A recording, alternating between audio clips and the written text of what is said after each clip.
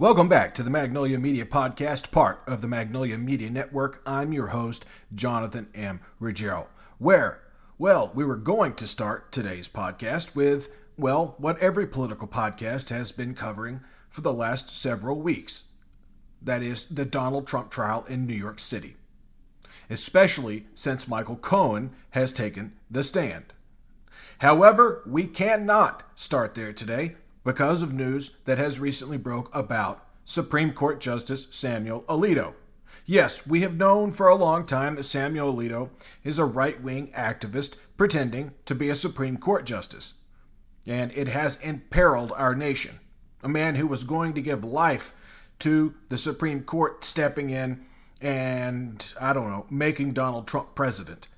I mean, it's absurd. Now we learn that on January 17th, 2021, it was noticed that an upside-down flag, U.S. flag, upside down, was hung outside the Alito home in Fairfax County, Virginia, specifically Arlington, Virginia.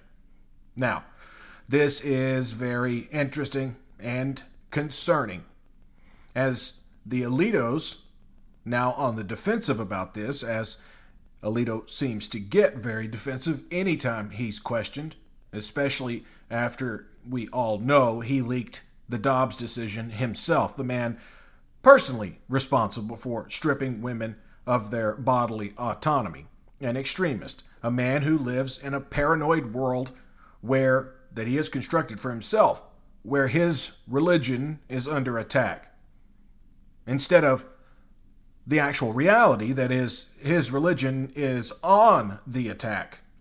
That's right, they are stampeding across our secular rights. The Catholic Church holds no sway over American politics, or at least it shouldn't. Joe Biden is a Catholic, but doesn't allow that to distort his view of the world. This January 17th, 2021 sighting of the upside-down flag, with neighbors saying it was there for days prior to January 17. How many days? The 16th, the 15th, the 14th, January 6th, perhaps? This was all part of the Stop the Steal movement, the coup attempt by Donald Trump against these United States of America.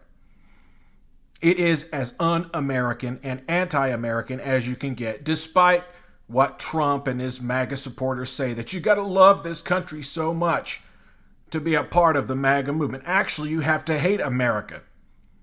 You have to hate the fact we're a nation of immigrants. You have to hate the fact we're a nation of laws, and that a lawless former president can just, parade around and do whatever he wants, grift off American people, start these ridiculous companies that are sure to doom investors. In fact, Trump media, which we all know is a scam, has lost money since its opening at $79, down to $50, down to $40, all the way down to 20 some odd dollars at one point, until they had to start publishing guidelines on how to stop short sellers from killing their investment. Now we're dealing with Samuel Alito. Alito quick to blame his wife. Oh, how masculine. I thought these guys were preaching that the man should be the one who runs the household. Well, if that's the case, Mrs. Alito, Martha Ann, is actually in charge of the Alito household. And how cowardly to blame your wife for something so disgraceful. We know what Ginny Thomas did, the wife of disgraceful Supreme Court Justice Clarence Thomas, during the January 6th riot. When on Telegram, she was leading a group of insurrectionists, hyping them up, telling them that media personalities, the Biden family, the Obamas, etc., were being shipped to Guantanamo Bay when nothing could have been further from the truth, all to incite more violence. Now, the question remains, why an upside-down flag was being flown outside the home of a Supreme Court justice who knows better? because he sat on the Court of Appeals in Washington, D.C. for 16 years, and they are actually bound by a board of ethics. Well, the New York Times did some gumshoe reporting, and the Alito family has claimed that while on walks around the neighborhood, they were confronted around this time in what they described as a heated political environment in a very political community in which they live in Arlington, Virginia, and said that they were tiraded, they were intimidated by a man in the neighborhood, giving no names, and that this man had hung an F Trump sign in clear view of a bus stop where children were getting on and off the bus. Fact check. On January 17th, 2021, there were no school buses. None of the schools, which would have had buses running in that area at that time, were open. That's right. Fairfax County had canceled classes in December of 2020 and gone virtual. So had Arlington City. Arlington City actually going a few days earlier. Fairfax County following suit a few days later. Schools did not reopen in any way, shape, or form until mid-February. So the imaginary school bus theory doesn't hold any water, nor does the theory that there were some angry neighbors around the community. The New York Times went gumshoe on this particular issue. That's right, door knocking, talking to neighbors. In fact, the Alitos were, quote, well liked and thought highly of by their neighbors.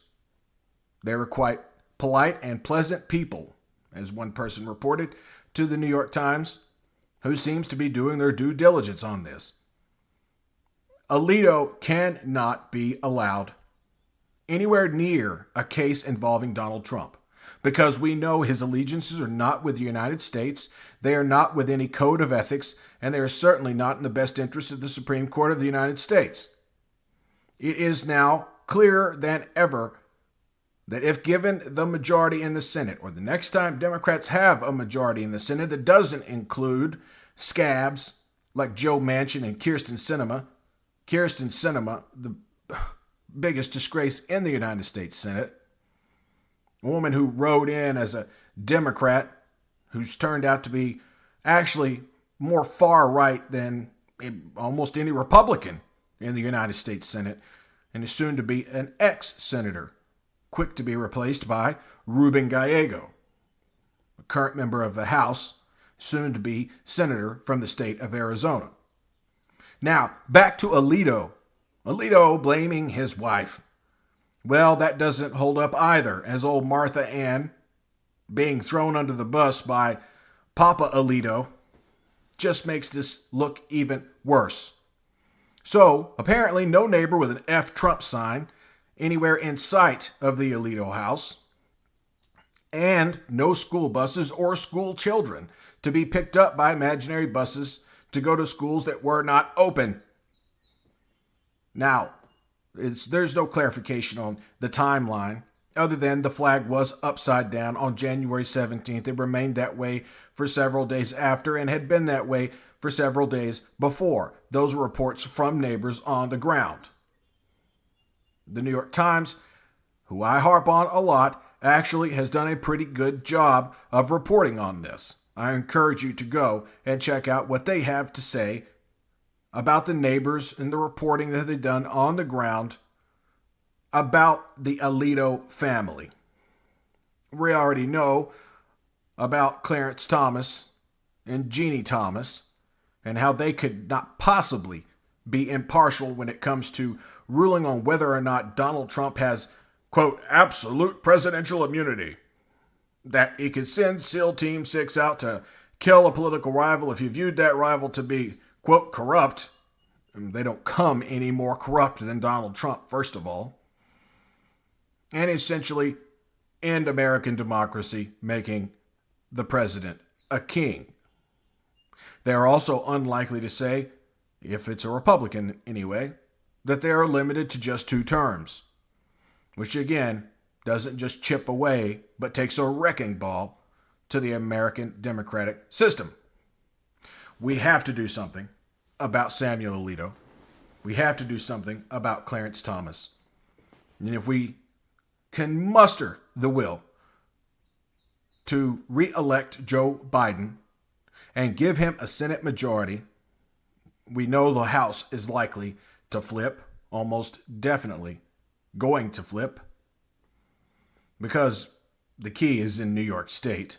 Plus, there'll be additional Democratic majority districts in states like Alabama and North Carolina.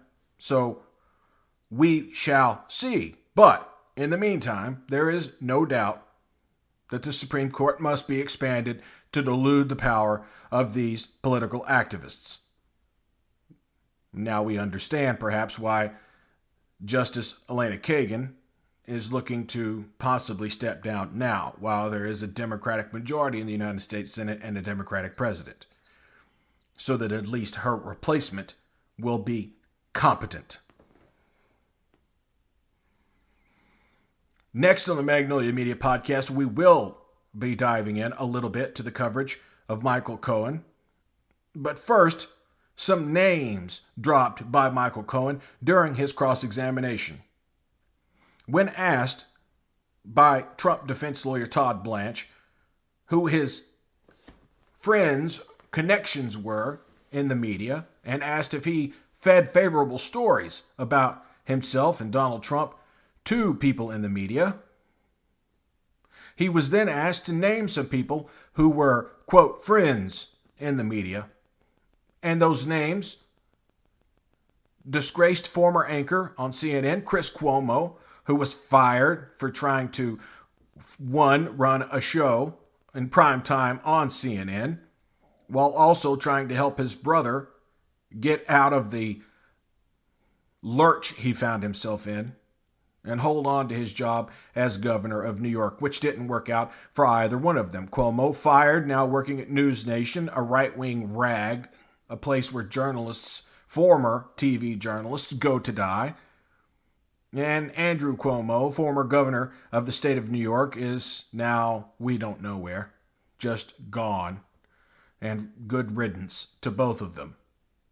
Michael Cohen also named Katy Turr. Yes, Katy Turr of MSNBC, who has to now stop covering the trial of Donald Trump all day, every day trial takes place. Katy Turr has been heading that coverage, and it has to stop. Get Katy Turr away from the television, away from the camera. She has no business there now. She has been discredited, as has MSNBC as a whole.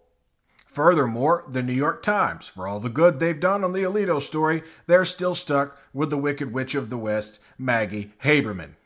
Maggie Haberman, apparently one of those journalists being spoon-fed positive articles, positive news about Michael Cohen and Donald Trump. And then it's printed in the New York Times. There's evidence of this, as the dates were actually given by Michael Cohen when he spoon-fed positive stories to the press about himself and, the boss, Donald J. Trump, Defendant J, Dementia J. More on that in a moment. There are other headlines. There are other bulletins. There are other spots in the news we could have, picked to do a podcast today. Instead, we're focusing on the fallout in legacy media, the absolute betrayal of its audience, especially MSNBC. MSNBC was supposed to be the answer to Fox News. That was the idea, and that's what they've led liberal voters and those of us who lean left of center to believe. Those of us interested in equality, civil rights, voting rights, women's bodily autonomy. But it appears the only person there who actually has those core beliefs is Rachel Maddow.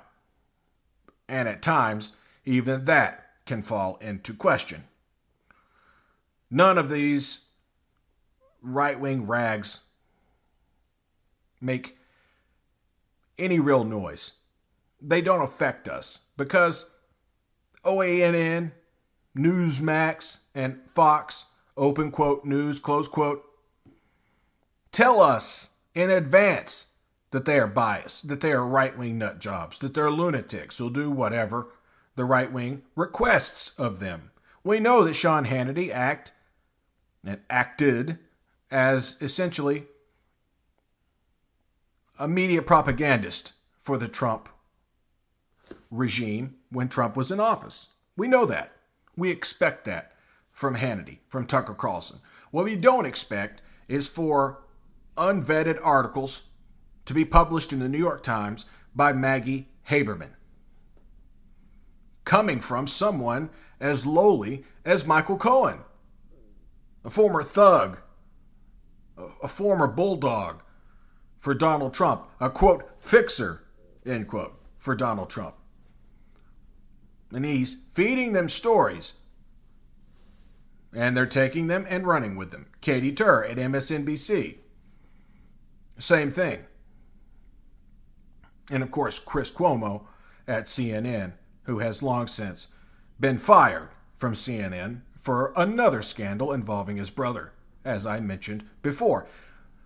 This is the insidious part, is because right-wing America views CNN, NBC, legacy news in general, as left-wing, as the liberal news media, when nothing could be further from the truth.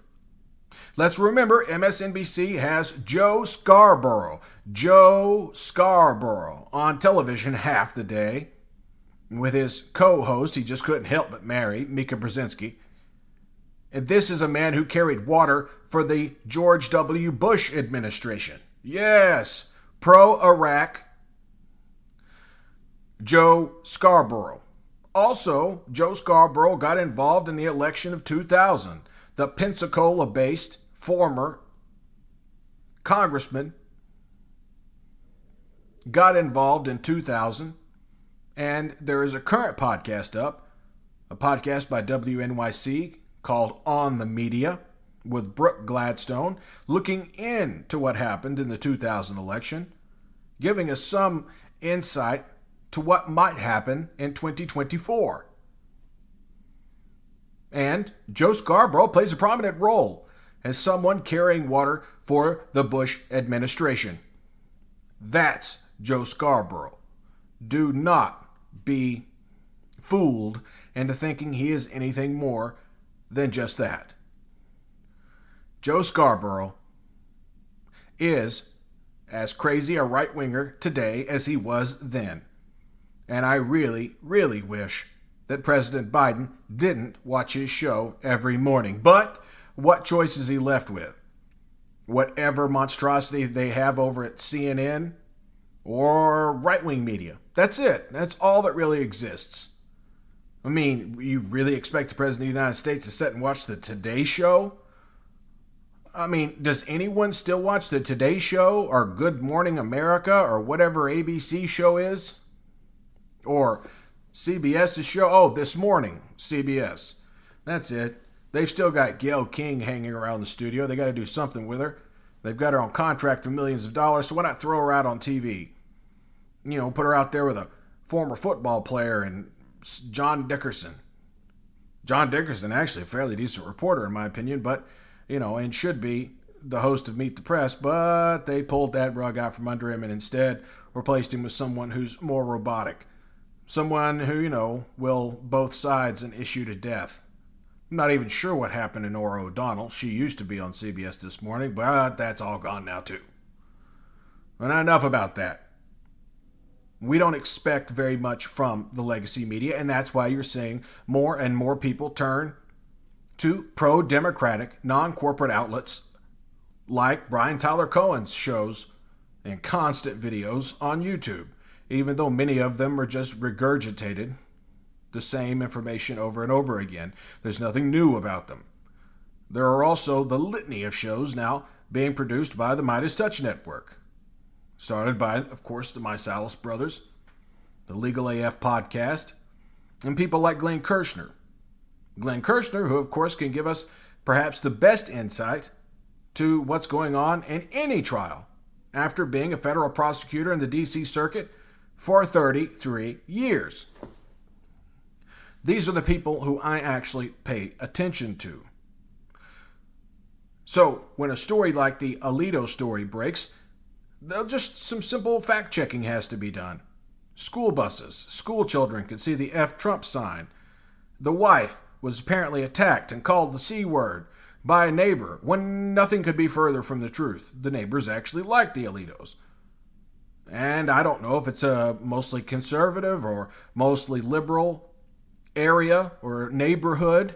I would imagine most of Alexandria, Virginia, like Washington, D.C., is overwhelmingly filled with people who are liberal. Notice that people who are closer and closer to the seat of power in this country get more and more liberal. We're talking about 90%. The crossroads of the world, located in the United States of America, New York, also overwhelmingly liberal. All that for good reason, because they have a front row seat to what's happening in this country. And then, of course, we have our largest and wealthiest state, California, which, of course, is another Democratic stronghold. So, what's going on at MSNBC? What's going on with these right-wing lunatics? Why are they allowing Katy Turr to keep her job? She should be fired and fired immediately, as should Maggie Haberman. And then News Nation or whomever can do whatever they want with the leftovers that are Chris Cuomo. Maybe he can join his brother on permanent vacation, as his political career came to a sudden and abrupt end. This, while activists and journalists like myself are doing all we can to re-elect President Joe Biden, because democracy and the United States of America itself is on the line. So, again, do a little research, especially if you're under the age of 30, and find out what type of person Joe Scarborough really is. Find out the things Joe Scarborough did to stop a fair recount from taking place in the state of Florida, which, by the way, really wasn't the issue with the state of Florida. The state of Florida, run by Republicans, and the brother of the Republican candidate who became president because he was appointed by the Supreme Court, George W. Bush. His little brother, Jeb Bush, of course, was governor of the state of Florida at that time, and Secretary of State Katherine Harris of the state of Florida was a roadblock to any real progress on getting those votes counted. She also made sure that tens of thousands of predominantly black voters' votes and ballots were dismissed for some technicality that had nothing to do with hanging chads. That's the story we're fed.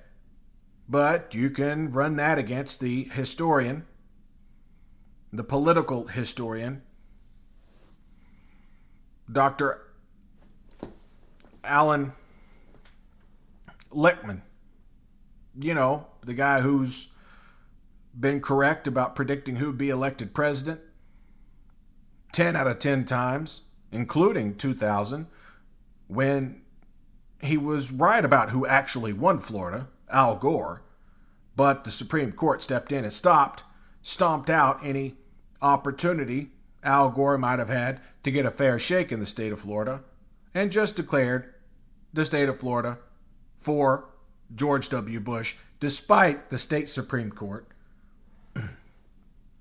ruling that the recount should move forward and that the deadline should be moved up, meaning instead of just 10 days, they should go on through December 1st, allowing the vote count or recount to take place. Again, all I can say is do a little research. Google it, as the kids say these days, and check out Joe Scarborough, the man who, again, anchors half the day's news on MSNBC. A man who is apparently unfireable, and MSNBC simply couldn't do without him. I believe their ratings would go up if they got rid of Morning Joe. Morning Joe. I mean, it is the sloppiest show on there, and you could always just, slap Willie in the driver's seat, and no one would ever miss Joe Scarborough with the ridiculous hair. And again, this is a right-winger hosting the primary show on what's supposed to be a liberal network. They are lying to you. So is the New York Times a lot of the time. Again, going gumshoe on this whole thing and figuring out what's actually going on in the community where the Alitos actually live.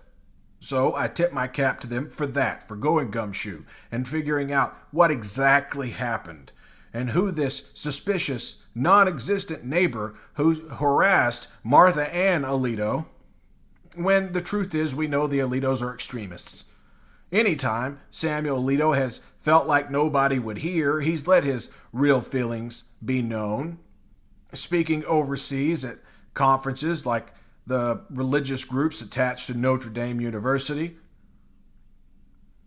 speaking at what are supposed to be closed-door judicial meetings with other right-wingers, like at the Federalist or Heritage Society, whatever.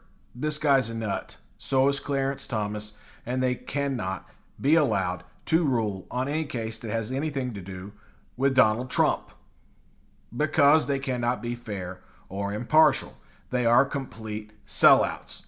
In fact, they are the ones who sort of baked in the right-wing ideology. They're the ones who brought that to the table, not the other way around. They're the ones who inspired it. They're the ones who were embraced by these extreme right-wing organizations because they will do the bidding of, Leonard Leo, who did all of the picking of justices for Donald Trump when he was president of the United States. And Leonard Leo has been discussed at length, again, by the same podcast I mentioned earlier. Perhaps the best investigative journalist podcast out there when it comes to judging the media as a whole. There is no better outlet than On the Media with Brooke Gladstone and Michael Lowinger. Michael Lowinger has even been called as a witness to what happened on January 6th because he found his way onto the Telegram chats of the extremists who were attacking the Capitol and using the app to essentially radio each other back and forth.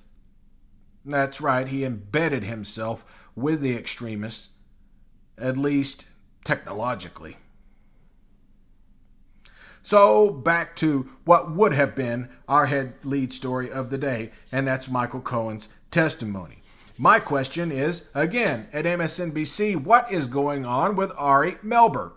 When everyone else admits that during cross-examination, a flawed witness like Michael Cohen, and even a non-flawed witness, is going to, get hit on the chin ever so often when he's questioned relentlessly about a 2-minute phone call, a phone call lasting a little over 2 minutes, where Michael Cohen discussed multiple things with Donald Trump, not just the payments to Stormy Daniels, and how they were covering that whole thing up explicitly for political reasons and nothing else. They have the receipts to show it, that is, the state of New York and the prosecutors. And Michael Cohen supposedly took a hit on the chin. And if you had listened to Ari Melber's show on MSNBC, you would think Cohen was down and out. That doomed the whole case. Well, in fact, it didn't doom the whole case. And he's leaving out the fact that prosecution has redirect. And they'll have the final word in this case when it comes to closing arguments. It was a sloppy, from what I can tell, a very sloppy cross-examination. And that's what's being reported by the majority of journalists out there. But we know Ari Melber does not like Michael Cohen, so he's allowed that to affect his journalistic eye and the way he reports on his stories. A very matter-of-fact TV journalist or TV reporter or TV personality, whatever the hell Ari Melber is, has allowed this to cloud his judgment. But that's par for the course over in MSNBC because, again, they have an extreme right-winger on TV half the day. Then to round out the night, the last word with Lawrence O'Donnell. Lawrence O'Donnell, of course, what can I say about a man who just hung around a news network all day until they finally put his ass on the air? That's Lawrence O'Donnell in a nutshell. For more on him, check out Keith Olbermann's podcast. Keith Olbermann, of course, the guy who really got MSNBC up and running and made them profitable, only to be threatened by the corporate overlords who actually run these networks time and time again. And these corporate overlords, of course, are overwhelmingly right-wingers themselves because they don't want to pay any taxes, and they want people in Congress and in the United States Senate and in the White House to be for sale. And no one ever had a bigger for sale sign out in their front yard than the current Republican Party. Well, hell, the Republican Party since Eisenhower has essentially been, we're for sale over here, guys. If you want to buy yourself a congressman, we're not even that expensive. Apparently, speaking of right-wingers, especially those masquerading as liberals, Kyrsten Sinema took in $2.2 million. $2.2 million from the investment lobby who didn't want taxes to go up. So, in order to get her vote to pass legislation that had to be stripped out of President Biden's bill in order to secure Kyrsten Sinema's vote. Well, Sinema will be out of the Senate soon, replaced by Ruben Gallego. We're going to lose a senator in West Virginia. Good riddance, Joe Manchin. Go back to your coal mine, and let's hope it doesn't collapse. I mean, somebody should send the polished senator from West Virginia, Virginia, down into one of those hellholes known as a coal mine. Let him stay there all day, every day. Let him breathe in the silica that eventually destroys one's lungs. Or a partial collapse that essentially cripples the man.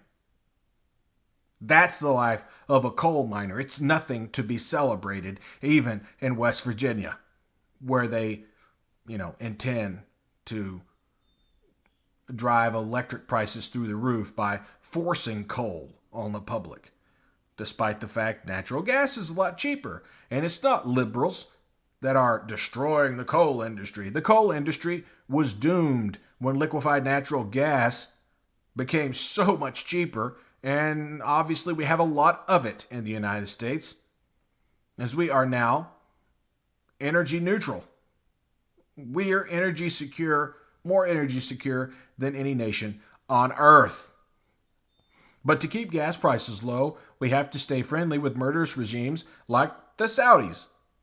And that's just fine, especially with Joe Scarborough. And again, no more Katy Turr during the day on MSNBC, hurting Andrea Mitchell's credibility because she has to share a news desk with her the other half of the day when Joe Scarborough's not polluting the airwaves over at MSNBC. The same organization, of course, NBC News, that hired Romney McDaniel, an election denier, a January 6th insurrectionist, a supporter of the insurrectionist, who supposedly was going to just leave all that behind because she got hired by NBC News, which bled over into MSNBC, and an opportunity for someone like Rachel Maddow to put her foot down, but she did not. Eventually coming around, Maddow put her foot down, and so did the throngs of viewers of legacy media, which is mostly common sense people left of center, people liberal, people, moderate conservative, never Trumpers. They're never going to get that Trump faction, and by God, who would want them? I know it's about dollars and cents for them, but why not, heighten your strength with actual, people who will pay attention to you. The MAGA people are never coming back to legacy news. And every day you have Joe Scarborough or Ari Melber misrepresenting what happened in court because of his own bias against Michael Cohen. Well, then MSNBC is losing. The reason Fox stays where Fox is because they don't lie about what they are. They're an anti-American, anti-progress, pro-billionaire, dystopian news outlet. One that hopes for a dystopian future where they can ride high on all the little people. That's the reality, folks. That's what we're living with. All of this against the backdrop of the Ukraine war, of the Israel-Hamas war.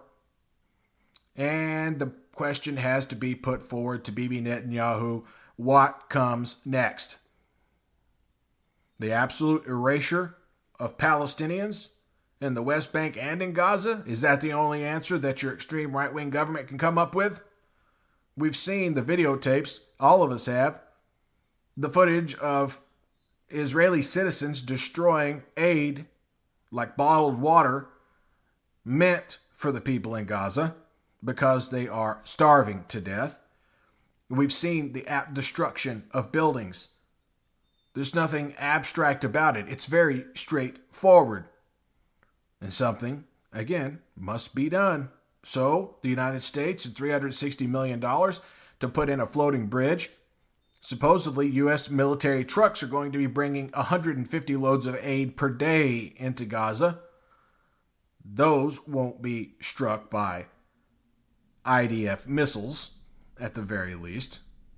But Biden has to walk a very careful line because Hezbollah is on the northern border of Israel, threatening to invade with a 250,000-man army at any moment. And Israel will, need the ability to protect themselves.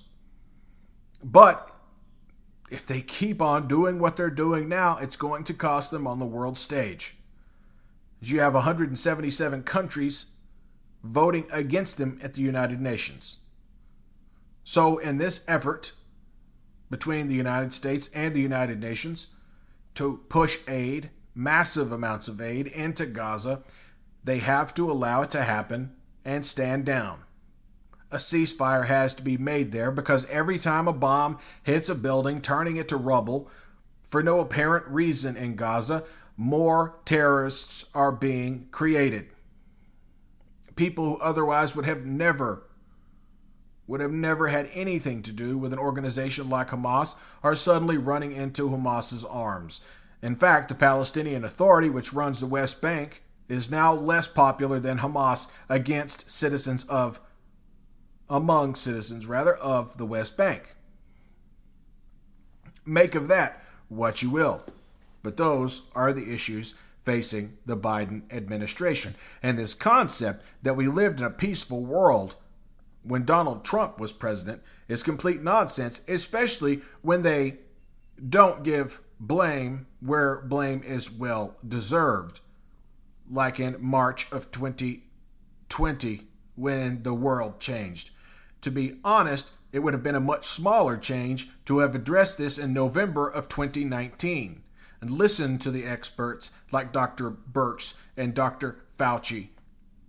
Lock down ports, put America on high alert that this was a special kind of virus and limit the damage. But why limit the damage when it's only hitting deep blue New York City at first?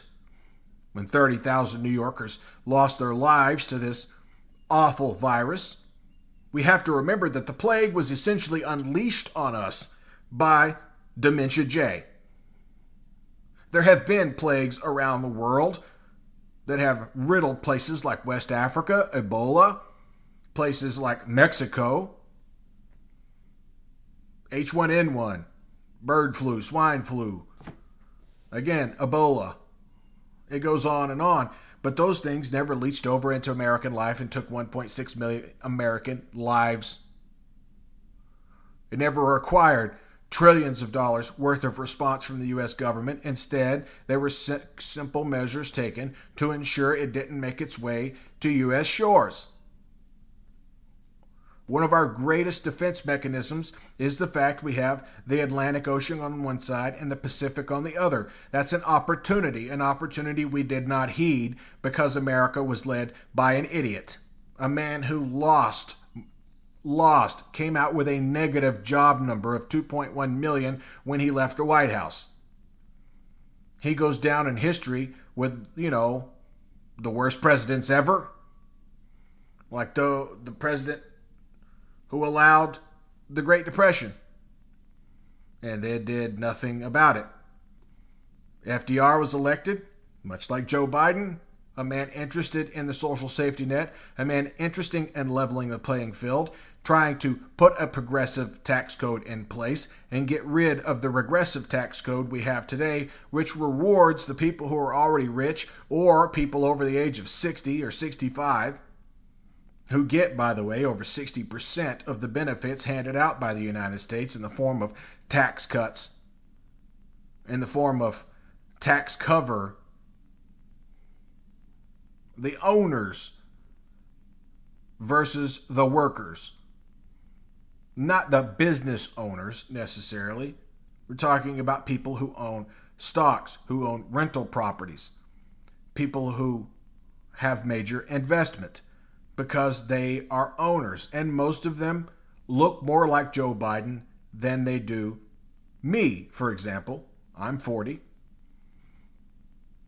The middle class has taken a beating because of Reaganomics, because of this right-wing madness. And when they say we need to hearken back to a conservative era like that with, George W. Bush. George W. Bush was almost as right-wing and insane as the MAGA movement. Let's not forget that. And in his wake, he left the Tea Party, which essentially morphed into MAGA as they were waiting and ready. Joe Walsh has a podcast. He was a congressman at that time, part of the Tea Party movement, and will live with that shame for the rest of his life because he's, a sober man who realizes the destruction it brought on the country. And John McCain could have very well been elected president if the Republican Party hadn't forced Sarah Palin on him instead of his choice, Democratic Senator from Connecticut, Joe Lieberman, who you might remember from the 2000 election if you're old enough. The first election I was truly locked into at age 16, hoping that Al Gore would win that election so we could avoid, things like 9/11. If you say, you can't blame 9/11 on George Bush, yes, the Bin Laden Commission was taken down in the first weeks of the Bush administration. No one was looking. We didn't have a DHS back then where the CIA and the NSA, which didn't exist yet, could talk freely with the FBI, the only law enforcement agency that can actually put people in handcuffs, the only intelligence agency that can do that here in the United States. On U.S. soil, the FBI is king. Outside of the United States, the CIA kind of runs the show. Fair enough. I don't think anybody can complain about that, but when the two were in a pissing match with each other back in the late 90s, we needed some cohesion. So the Bin Laden Commission was formed by the Clinton administration and then abandoned by the Bush administration. 9 months later, 9/11 occurred. 2 and 2 will always equal 4. You can't make it equal 3 or 5. One thing leads to another. In order for something to be put into motion, it requires either a source of fuel, it requires something, some force. And as we now know, September 11th, 2001, which will never be forgotten, and for good reason. But blame was never really cut up and placed on the heads and shoulders of those responsible for the disastrous response to September 11th, including the invasion of Iraq. Although there can be positive spin put on the invasion of Iraq, we didn't accomplish the goals that spin would indicate, like shoring up the Kurds, some of our greatest allies in the Middle East, those who fought ISIS for us in northern Iraq and in northern Syria, when we couldn't be in Syria because a Republican Congress wouldn't give the president authority to do anything about it, to do anything about the Syrian government gassing and bombing its own people. The swell in ISIS support along the northern border it shares with Iraq. A vacuum was created, and the Kurds did the fighting and suffered over 10,000 losses for us. But we didn't invade Iraq to shore up the Kurds. We invaded it to find weapons of mass destruction that had to have been purchased by Saddam Hussein in Nigeria. They weren't there. And then, of course, the forever war in Afghanistan, a war finally ended by this, a very effective and brave president, and President Joe Biden. Biden has underseen an economy that has bounced back from the worst plague since 1918 to hit the world, that killed 1.6 million Americans, that gave us negative job numbers and nearly 10% unemployment, that all indicators said a recession was on the way. We have avoided a recession, and instead the Dow Jones has closed above 40,000 points.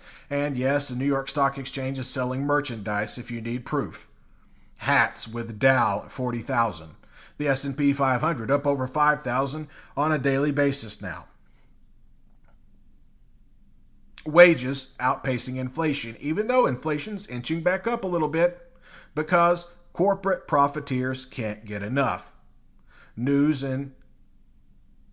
as of yesterday from American Airlines, memos that got out to the public, those pesky journalists doing their job again.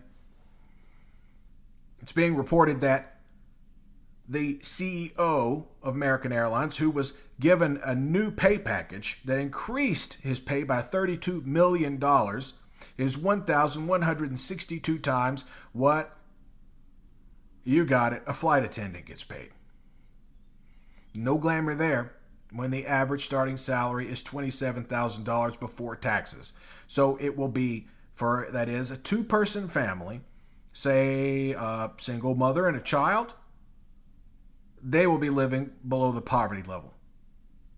The bare minimum amount of money necessary to support two people is around $20,000 a year. By the time you pay taxes as a working class person on $27,000 a year, you will be right on that line. And we're talking about a ramen noodle and bologna lifestyle. No margin for error whatsoever, including a sickness or a major bill that might come in. Or, God forbid, they be able to save any money when the CEO, who will say we have to tighten our belts and that, Boeing and the crisis here, crisis there, just got a $32.7 million raise. And more bad news for the American worker. The Mercedes plant in Alabama did not vote to unionize. The first loss suffered by the UAW in quite some time under the leadership of Shawn Fain. It is 1 year before they will be able to have another union vote. So while the Chattanooga auto plant here in Tennessee did vote to unionize, the Mercedes plant in Alabama was proactive in giving all employees a 7% raise and then subjected them to what it amounts to law-breaking, union-busting tactics. The National Labor Relations Board needs to step in and investigate. It's just that simple. There are only a couple of ways this type of wealth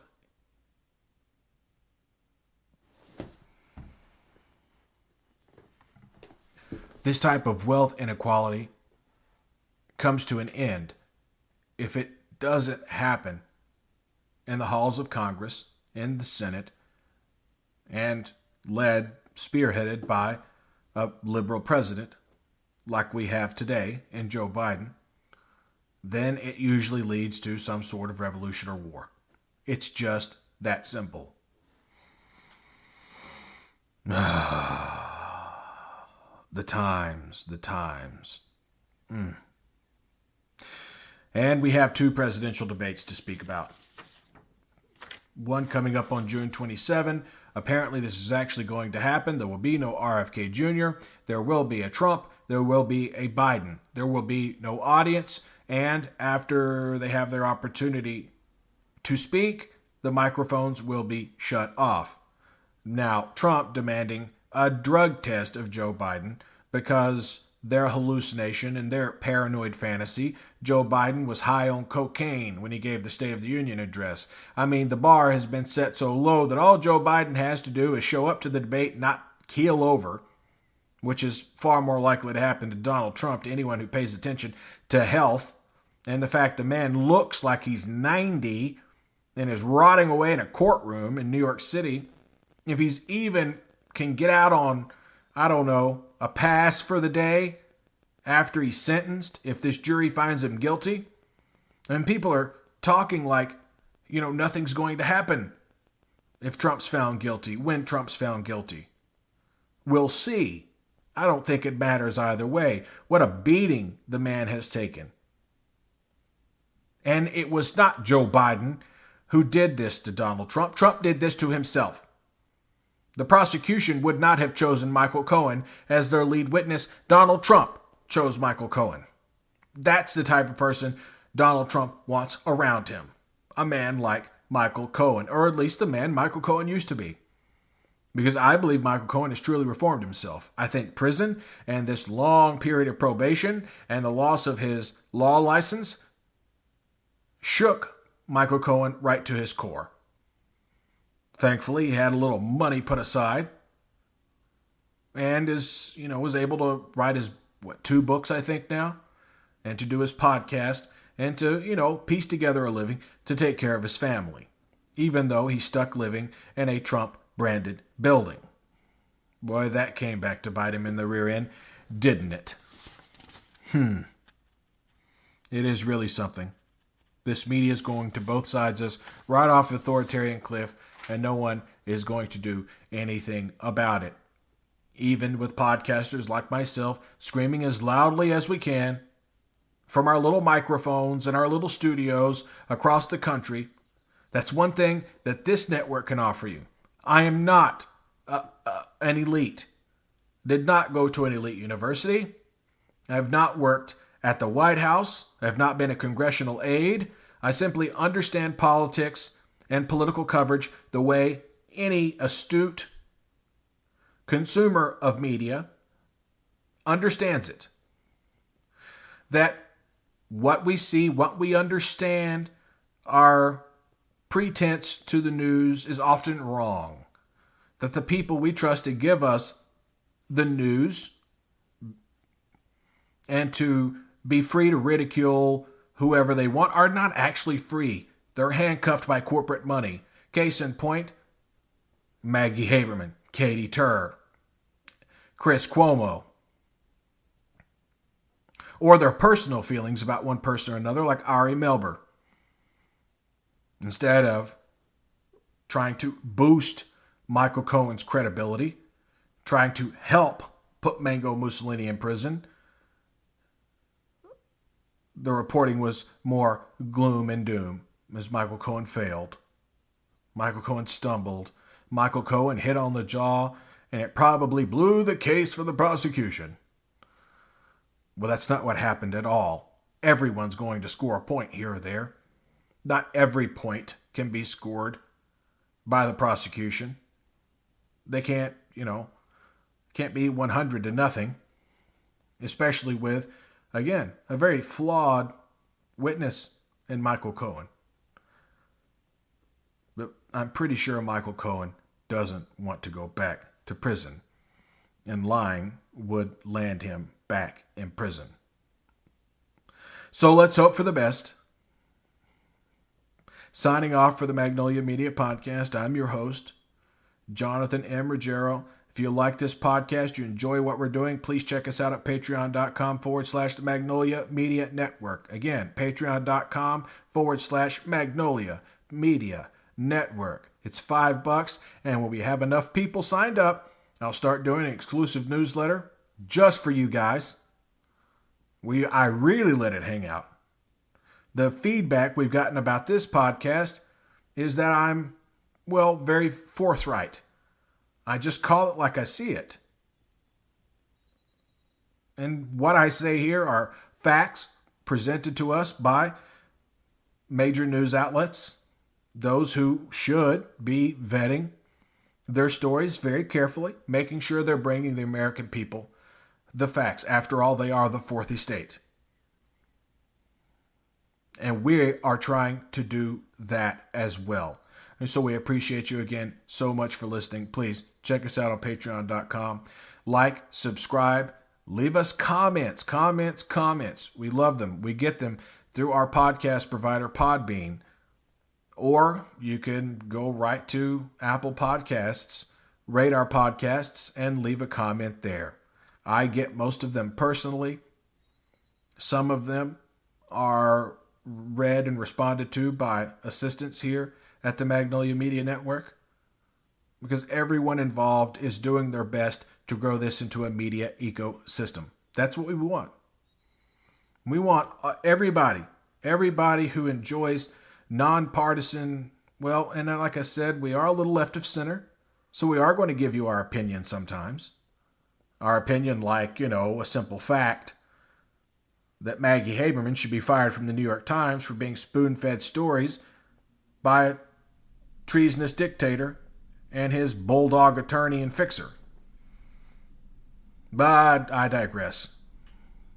At any rate, thank you so much for tuning in to the Magnolia Media Podcast, part of the Magnolia Media Network. Until next time, be well.